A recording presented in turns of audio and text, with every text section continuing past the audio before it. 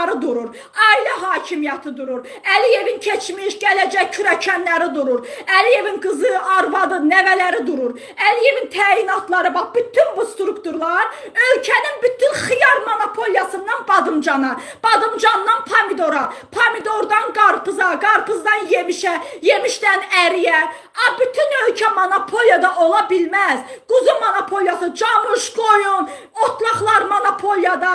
Bir cümləyə ifadə eləmək istəyirəm ki, ölkə monopoliyadadır. Tək İlham Əliyev rejimi qazı, işığı, suyu, qızılı, nefti yemir. İlham Əliyev ölkənin bütün faunasını, florasını, bütün təbiətini də zəbt eləyib. Ölkəni zəbt eləyib. Təsəvvür altını, üstünü, yəni əgər əlacı çatsa göydəki ayı, ulduzu da götürər. Təsəvvür edin, bu qədər. Bax, bu qədər bəsit ki, ölkə zəbt olunub. Əliyev ailə hakimiyyəti qurubdur. Tək ailəsi yox. Bax, bu rejimlər ölkəni məhv eləyir, oğurlayır və xoşlarına gəlmir həqiqəti danışanlar və xoşlarına gəlmir həqiqəti səsləndirənlər. Mən isə sona qədər sizin iyrəncliklərinizi danışıb və vurğulayacağım ki, bu ailə niyə bu vəziyyətdədir? Bir ailə, Əliyev ailəsi ölkəni dağıdır, komandası ölkəni dağıdır və Azərbaycan xalqı və onun bir nümunəsi Sadıqovlar ailəsi niyə bu vəziyyətdədir? Və bizim cinayətimiz nədir? Kişi sənsə bir cinayət faktı qoy. Kişi sənsə bir dənə cinayət faktını ver Mirşahinə.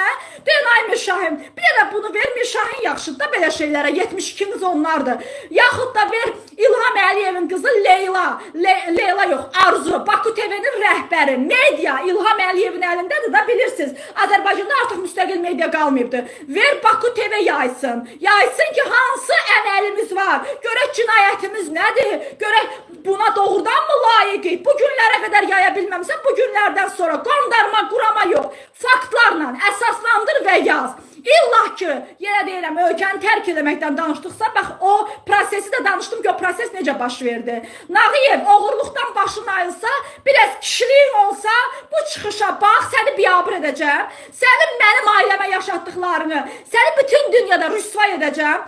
Sən Nağıyev kişi olsaydın, o qədər oğurluq etməzdin.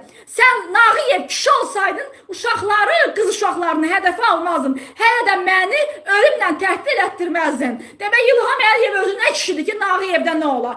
Əliyev özü nədir ki? Əliyevə baxanda Nağıyev, Eyvazovda elə olmağı deyək də təəccübləndirici deyil. Bir daha deyirəm, ölkə İlham Əliyevin monopoliyasındadır.